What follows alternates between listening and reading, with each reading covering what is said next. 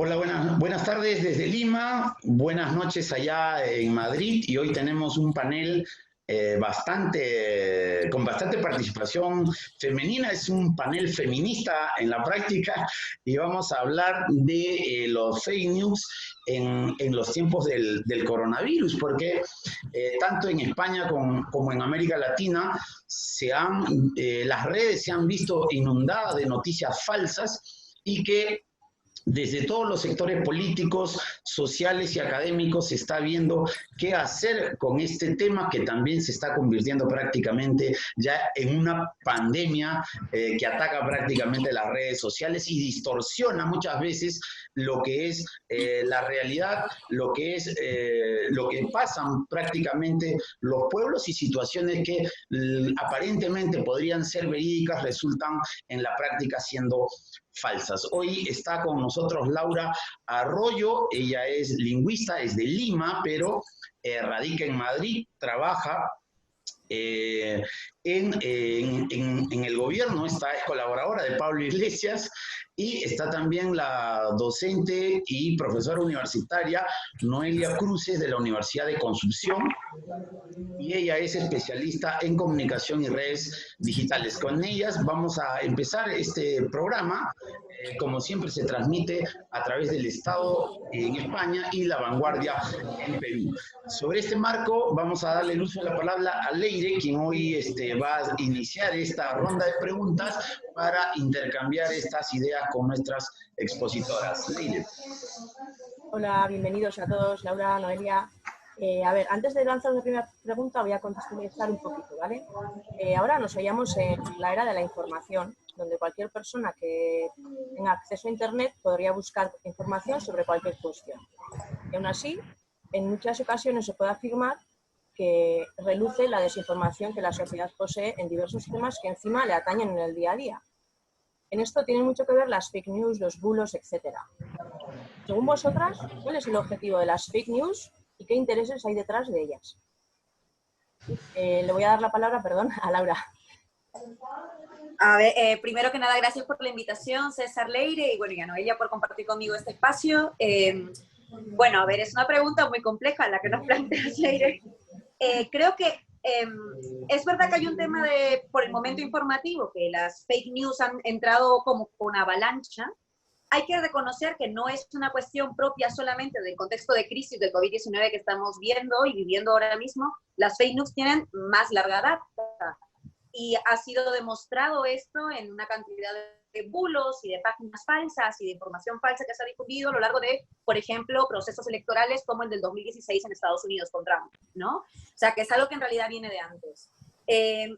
Por abrir un poquito el terreno, porque creo que esto va a dar para conversarlo seguramente a lo largo de todo el tiempo que tenemos, más allá del objetivo, porque sería tal vez un poco simplista decir que el objetivo solamente es mentir, también creo que existe de parte de quien consume, digamos, ¿no? Las fake news, quienes la reciben y la reproducen rápidamente, ¿no? La difunden en sus grupos de WhatsApp familiares, a sus amigas, a sus amigos.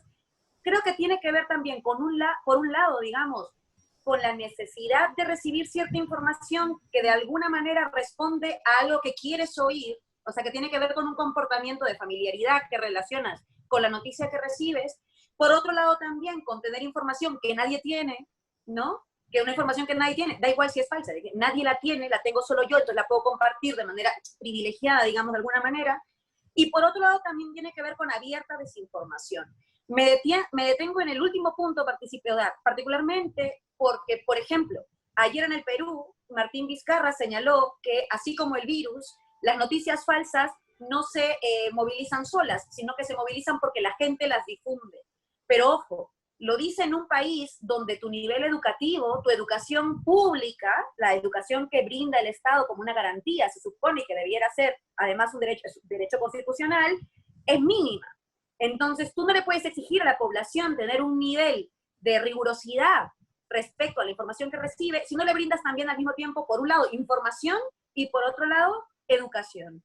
Por eso es que también se difunden. La intencionalidad detrás creo que tiene, por un lado, que ver con generar ciertos tipos de comportamiento beneficiosos a ciertas agendas y por otro lado también generar ciertos tipos de miedos que además motorizan determinadas actitudes y determinados comportamientos en contextos como este, que es un contexto de crisis donde el miedo de por sí ya es un sentimiento enraizado. Pero como digo, esto da para hablar bastante más, ¿no? Entonces esto es como un primer pincelazo.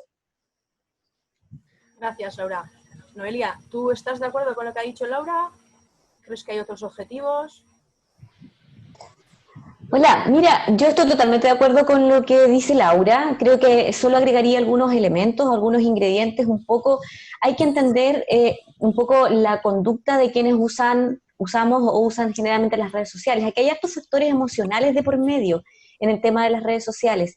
En general, el que crea un mensaje a través de las redes sociales siente mucho placer al recibir likes, al recibir difusión, le genera cierto grado de dopamina el tener muchos likes, muchos corazoncitos, muchos retuiteos.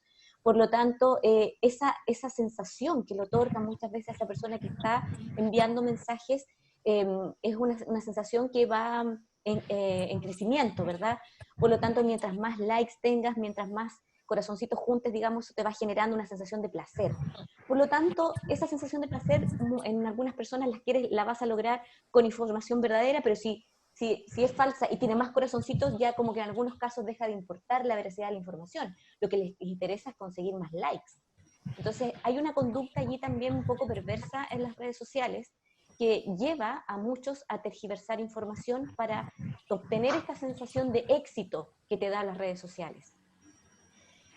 Por otro lado, César. No, sigue, no le disculpa, quería intervenir, pero sigue, acaba la idea. Sí, por otro lado, también hay que entender que los sentimientos, hay emociones que también se propagan muy rápido en las redes sociales. La odiosidad en general es un sentimiento que se propaga muy rápido en las redes sociales, y lo mismo que el miedo. Todo aquello que produce miedo, que también genera estos sentimientos negativos, se propagan con mucha facilidad. Y hoy día el coronavirus particularmente genera mucho miedo, porque es miedo a lo desconocido, y es un miedo natural. Por lo tanto, todo lo que me nutra de información, ya sea falsa o verdadera, me interesa. Me interesa porque primero quiero saber, quiero estar a la vanguardia de la información, quiero saber antes para tomar las medidas.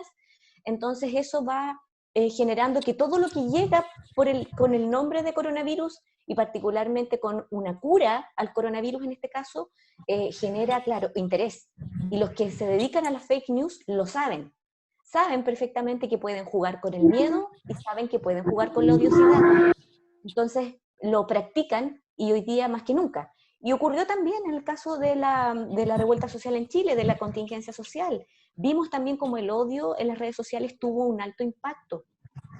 Entonces, claro, ahora vemos que en el caso del coronavirus, ¿verdad? Vemos cómo las noticias respecto de curas, de estudios que supuestamente circulan, que son estudios de científicos, son rápidamente propagados, y así hemos visto una inmensidad de información falsa, definitivamente falsa, que la gente quiere escuchar y necesita escuchar básicamente por miedo. Sí, y yo quiero intervenir ahí en relación a este tema de los bulos, de los fake news, porque hay empresas ahora dedicadas exclusivamente a generar tendencias en redes, ¿no? Por ejemplo, Laura, tú conoces muy bien, si nos puedes ilustrar el tema de Cambridge Analytica y Steve Bannon, que además han ingresado al tema del campo político para todo lo que es la creación de opinión en la gente a través de las redes sociales.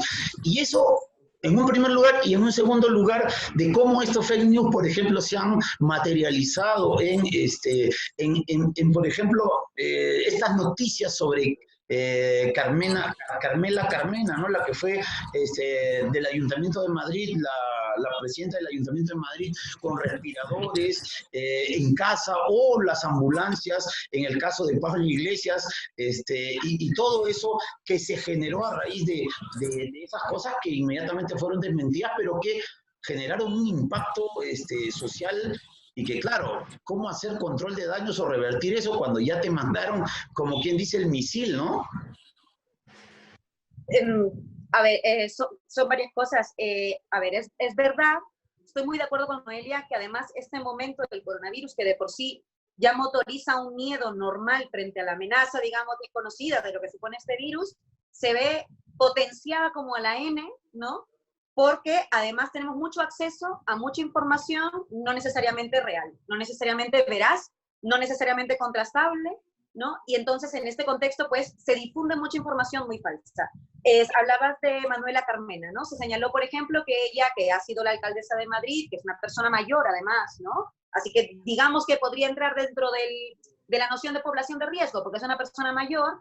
Se difundió por Twitter el bulo abierto, la mentira, de que había recibido un respirador artificial y que básicamente era tratada con privilegios, a diferencia de otra gente que estaba muriendo y tal. Ella salió y lo desmintió. Esto se sabe que es mentira, pero es que da igual.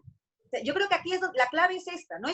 A veces nos matamos durante horas desmintiendo en las redes sociales, esto es mentira, y mandamos un enlace de la Organización Mundial de la Salud que lo dice, o de autoridades sanitarias que lo dicen y tal. Da igual, como ya se dijo la mentira, ya se dijo el titular, ya se vinculó a Manuela Carmena, privilegiada con un respirador en su casa. Hay gente a la que no le importa si es verdad o no. En este contexto simplemente también tiene que ver con otra cosa que apuntaba bien Noelia, con una cuestión del odio, ¿no? Lo que gatilla inmediatamente el odio, el enfado, que además es una herramienta ideológica y se utiliza de esta manera con noticias falsas. Cuando mencionabas, por ejemplo, lo del Cambridge Analytica, es una empresa que, por cierto, ahora se llama distinto, ¿eh? O sea, justamente porque fue víctima de escándalos, dejó de existir como Cambridge Analytica, pero ahora tiene otro nombre, o sea que sigue existiendo. Pero esto es muy fuerte, ¿no? Es muy fuerte. Tuvo que blanquearse, cambiar de nombre, pero son los mismos. Cambridge Analytica lo que ha hecho es, digamos, volver realidad el sueño seguramente de muchos publicistas, que básicamente era, ¿cómo puedo yo predecir comportamientos? Si yo predigo comportamientos, puedo saber cómo dirigir mi publicidad sobre un producto a determinado nicho de mercado. Claro, lo que pasa es que luego lo utilizan en términos, por un lado, lo utilizan para ganar elecciones en un mundo donde se supone que somos democracia, entonces ya de por sí me parece bastante fuerte lo que estoy diciendo, pero por otro lado lo hacen utilizando información que no deberían tener. Y aquí está la clave. Nosotros en nuestras redes sociales, en el Facebook, en el Twitter, en el Instagram, en el Snapchat, Dios mío, en el LinkedIn, en tantas redes que ahora estamos interconectados por tantas vías, ¿no? En el TikTok, por ejemplo, ahora, nosotros interactuamos todo el tiempo señalando aspectos de nuestro comportamiento. Decimos qué cosa nos gusta, qué cosa no nos gusta, qué cosa nos llama la atención, qué cosa rechazamos, en qué cosa creemos, ideológicamente de qué corriente somos, incluso por quién vamos a votar, qué traumas familiares tenemos cuando ha fallecido alguien de nuestra familia o cuando tenemos a alguien enfermo en casa. O sea, damos mucha información, que por un lado parece bueno porque estamos conectados con mucha gente y compartimos nuestra vida con más personas, pero por otro lado, estos datos son datos que utilizan empresas como Cambridge Analytica en su momento, que ahora se llama de otra manera, para poder decir a esta gente la puedo convencer de esta manera o puedo llegar a estas personas de esta manera por esta vía para lograr que voten a tal o cual candidato o para que no vayan a votar, que también es una manera de influenciar abiertamente en el resultado electoral de cualquier caso, de cualquier contienda electoral, o para que se abstengan o qué sé yo. Aquí es donde viene el problema, que se utilizan datos que en principio deberían ser solo nuestros datos sobre nuestra personalidad deberían ser, en realidad no creo que exagero cuando digo un derecho fundamental de cada uno de mantener en privacidad para fines electorales que además son considerados negocio, porque ganan muchísimo dinero vendiendo y difundiendo nuestros datos privados. Esto es lo que hizo Cambridge Analytica y lo que hace ahora en su versión blanqueada, que es Emerdata, si no me equivoco, pero también algo que se hace, por cierto, ya hace mucho tiempo. Trump 2016, Brexit en Reino Unido, Macri en Argentina, ojo con ello, Bolsonaro, o sea, Vox tuvo mucho contacto con la gente de Steve Bannon. Esto no es una cosa ni nueva, ni se acaba mañana, y claro que hace rato que hace falta discutir sobre esto y legislar sobre esto. Sí, es verdad. Y justo sobre ese tema, en Chile, Noelia, el senador Felipe Arboe presentó un proyecto de ley para regular el tema de las redes. Tú, como especialista en redes sociales, ¿crees que se pueda regular? Porque esto es un tema bastante complejo, ¿no? ¿Cómo regular algo que está en la nube? Sí, bueno, se agradece de todas, como bien tú dices, es un tema complejo. Sin embargo, se agradecen aquellas iniciativas que intentan regularlo, que intentan, digamos, poner orden aquí. Sabemos que todavía falta mucho por hacer aquí en redes sociales. No sé si un proyecto de ley como el que presentó el senador pueda finalmente lograr ese objetivo. Lo veo difícil. Pero como te digo, se agradecen algunas iniciativas en esa línea, porque de alguna manera hay que hacerse cargo. Hay que entender que las noticias falsas tienen un 70% más de posibilidades de ser retuiteadas o reposteadas que las noticias verdaderas. Entonces, finalmente lo que generan es un daño a la institucionalidad. Cuando tú llenas de noticias falsas la red, cuando por distintas circunstancias, por una crisis social o por una pandemia como la que estamos viviendo hoy día, la gente lo que empieza es a desconfiar de las autoridades, porque lo que encuentra en la fake news es noticia totalmente discrepante de la que está ocurriendo por la línea de la autoridad. Entonces, ¿a quién le creo? Le creo a este tweet o a este mensaje que está en esta red que lo publicó una amiga a la que le tengo mucho cariño, que lo reposteó a su vez de otra persona, o le creo lo que está diciendo la autoridad. ¿Te fijas? Entonces el daño que va generando las fake news a nivel social es bien grande. Por eso deberían haber consensos o algunas iniciativas para regularlo.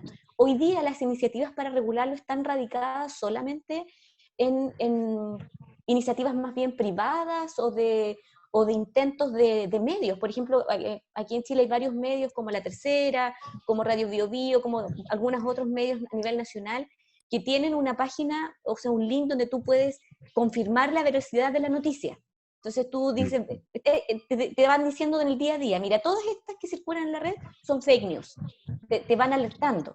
Otras Ah, en las que tú un link en el cual tú puedes entrar y puedes ver si efectivamente esa noticia que te llegó es verdadera o no.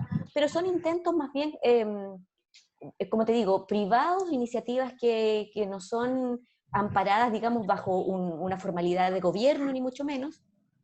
No hay sanciones hoy en día a las fake news. Las sanciones hoy día por parte de las redes sociales son mínimas, o sea, lo único que pueden hacer es bajarte el perfil o desconectarte un rato.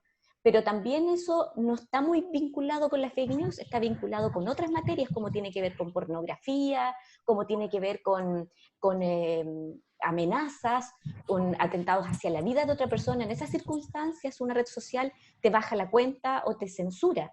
Pero en la fake news prácticamente no hay censura. Entonces, sí hay mucho trabajo que hacer en temas de regular. Falta mucho en términos de regulación. Pero yo todavía no he visto una iniciativa lo suficientemente seria que podamos decir, por aquí está el camino. Noelia, y el, el director de este programa, directo al grano, Gonzalo de la Carrera, prácticamente mandó un bulo, un fake news sobre Camila Vallejo, señalando que defiende el derecho a la pedofilia, y parece que no le pasó nada. ¿A qué te refieres que no le pasó nada? O sea, no iniciaron ninguna acción penal, judicial, o sea, lo dicen tan libremente y luego como que se sintieran impunes. Sí, por eso te digo, las redes sociales hoy día te dan esa impunidad, esa, eso de que tú puedes, digamos, atentar contra la integridad, contra la imagen, más bien, no la integridad, contra la imagen de otra persona gratuitamente, eso está, digamos. Ahora, hay gente que tampoco se desgasta mucho en esto del desmentido, porque también la red social se autorregula. O sea, cuando la noticia es muy ridícula o cuando la noticia es muy poco verosímil, la gente tiende a descartarla por naturaleza. Así es como que ya, como que se entiende que no hay veracidad allí. Entonces, tampoco vale la pena mucho desgastarse en tratar de defender algo que sabes que la gente por sí misma también la da de baja. Entonces aquí la recomendación en ese sentido es que las personas siempre vayamos a la fuente de esa información. Cuando te llegue una noticia, así como estas noticias impactantes, es ver de dónde viene esa noticia, la fuente, si es una fuente de buena reputación a la cual yo, digamos, pueda adscribir, quiénes son las autoridades que lo creen o que lo están retuiteando y que efectivamente lo dan por hecho, cuáles son las razones para discrepar con esas autoridades, por ejemplo. Entonces, ahí el análisis más bien es personal. Hay que hacer un ejercicio y hay que educar a la población en torno a cómo protegerse de la fake news.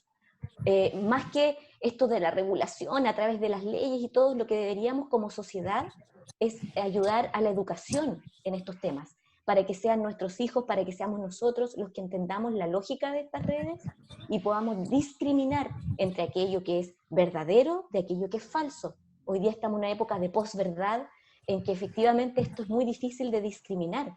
Por eso hay algunas cosas que hay que empezar a educar a la población en esto. Ok, Leire, te robo un segundito porque en relación a lo que dijo Noelia, en España, Podemos hizo una denuncia a la Fiscalía General del Estado sobre elaboración y difusión de bulos sobre la pandemia del COVID-19. ¿Cómo se está tratando lo mismo que en Chile allá en el tema legal o de regulación, Laura?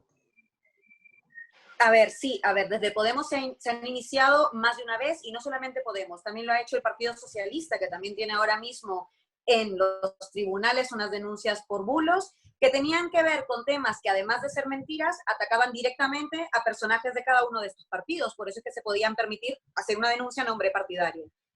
Pero ¿cuál es el tema? O sea, más allá de que simplemente fuera una mentira, aquí hay un detalle fundamental que además creo que va a servir gráficamente a que lo entendamos todas y todos los que estamos aquí, y es que hay una diferencia entre que se difunda una mentira y una diferencia en que se difunda una mentira por una entidad concreta que tenga cierta legitimidad. Por ejemplo, esta semana, si no me equivoco, ayer o antes de ayer, Donald Trump, que es el presidente de los Estados Unidos, no es un amigo mío en mi cadena de WhatsApp familiar, es el presidente de los Estados Unidos, así que legitimidad tiene política, se asume que cuando habla dirá algo medianamente cierto, o sea, tiene detrás de sí una legitimidad institucional y política. Ha dicho que él consume hace más de una semana y media un medicamento que claramente ha sido denunciado como que no sirve para nada por todas las autoridades sanitarias para ir contra el COVID-19. Cuando él lo enuncia, desde la Casa Blanca, por cierto, en una rueda de prensa oficial, yo no sé si se puede hacer esta división, porque igual me estoy apresurando mucho y sobre esto no se ha legislado y ni siquiera se ha señalado, pero yo no sé si esto ya es solo fake news. Yo creo que esto es todavía un paso más adelante. Algo así es lo que pasa con algunos bulos que se difundían sobre Podemos y que se difunden todavía, y algunos contra el Partido Socialista, que tienen nombre propio, que son emitidos por un periodista que es director de un diario, que hace mucho tiempo vende mentiras como OK Diario, Eduardo Inda, o incluso algunos columnistas que pueden publicar en un diario tan de renombre como El Mundo. Entonces ya no es lo mismo que recibir una mentira vía WhatsApp. Estamos hablando de una mentira publicada en dos medios de comunicación que entiendo yo que deontológicamente por el periodismo tienen el deber de informar verazmente, y no lo hacen, y difunden mentiras, difunden calumnias. Fue Espejo Público, un programa de televisión de señal abierta en Antena 3, que es una de los canales además más vistos, es un programa muy visto, con una periodista súper conocida, que es Susana Griso, el que difundió también el bulo de Manuela Carmena y el respirador artificial que tenía ella en su casa de manera privilegiada. Entonces, ¿estos ya son fake news o ya son como fake news deep? Porque entonces ya están de pronto siendo emitidos, defendidos y difundidos en un espacio que se supone que son espacios en los que la gente debería poder confiar, que les va a dar información verídica. Entonces, claro, ahí tenemos un pequeño problema, porque entonces ya no solamente se trata de regular, por un lado, claro, que hay que regular, yo sí estoy de acuerdo en eso con Noelia, que hay que seriamente, por supuesto, porque hay que cuidar también entrar en el peligroso campo de la censura. Esto merece un debate seguramente largo, serio y complejo sobre cómo regular las fake news, pero también debería haber alguna sanción cuando estas vienen de entidades legitimadas que abiertamente están atentando contra la salud. Lo que ha hecho Donald Trump es un atentado contra la salud, no solamente de millones de estadounidenses, sino de cualquier persona en todo el planeta que puede creer que lo que él dice es verdad y que se puede, como cuando hay un problema con, o sea, en regulación, más que tú te autorregules y digas, yo no voy a difundir más este bulo, eso no quita que no se siga difundiendo, entonces es muy complicado. Entonces hay como que ir por muchos flancos, pero sí creo que aquí hay un deber fundamental. No sé si estoy quedándome corta, así que igual eso también se plantea para el debate, pero creo que hay una especie de responsabilidad particular del periodismo. O sea, yo creo que justamente en un momento en que la desinformación empieza a ganar terreno, lo que hay que hacer es hacerle frente con información, ¿no? A la desinformación con información veraz.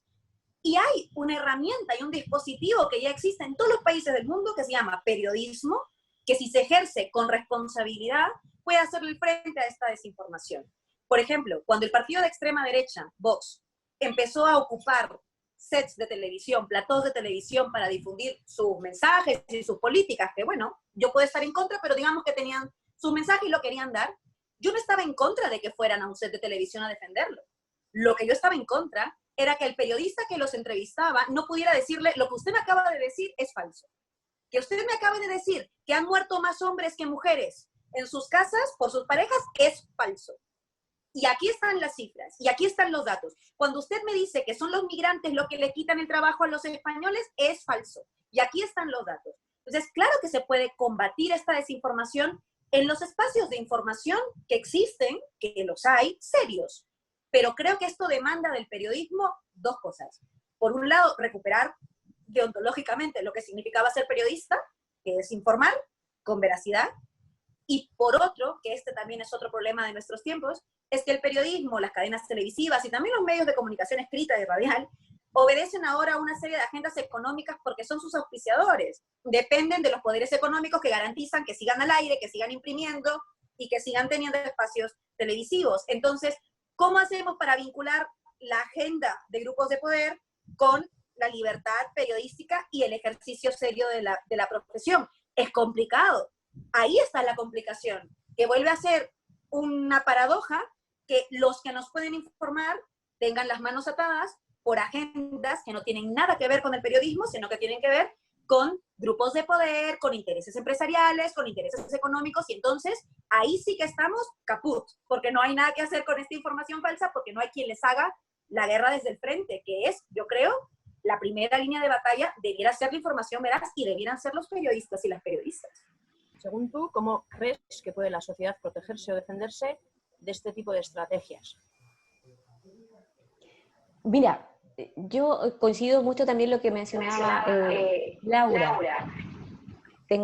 ¿Se escucha bien? Sí. Bien, yo vuelvo a insistir en el punto que mencioné anteriormente, que para mí es fundamental, y es la educación. Yo siento que el sistema social y educativo tienen un rol fundamental aquí. Y cuando hablo de eso me refiero a que debemos como sociedad construir o tender a formar ciudadanos maduros en la era digital, ¿ya? Y cuando hablo de ciudadanos maduros en esta era digital,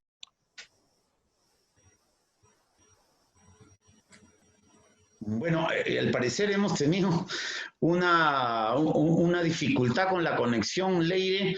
Hemos perdido contacto con Noelia desde Chile y con Laura Arroyo desde Madrid, pero creo que las reflexiones finales nos van a ayudar mucho por promover esta discusión y para generar un debate que desde todo punto de vista es interesante, pero que da para más. Bueno, yo quiero agradecer a Laura Arroyo, quien es experta en temas de comunicación política, trabaja en Podemos, y a Noelia Cruces, quien es docente y experta en temas de comunicación y redes digitales de la Universidad de Concepción de Chile.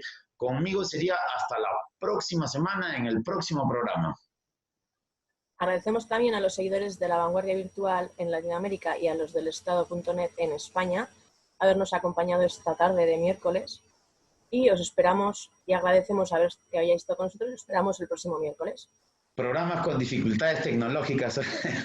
Bueno, pero estamos el próximo miércoles encontrarnos, Leire. Un gusto, hasta luego. Igualmente.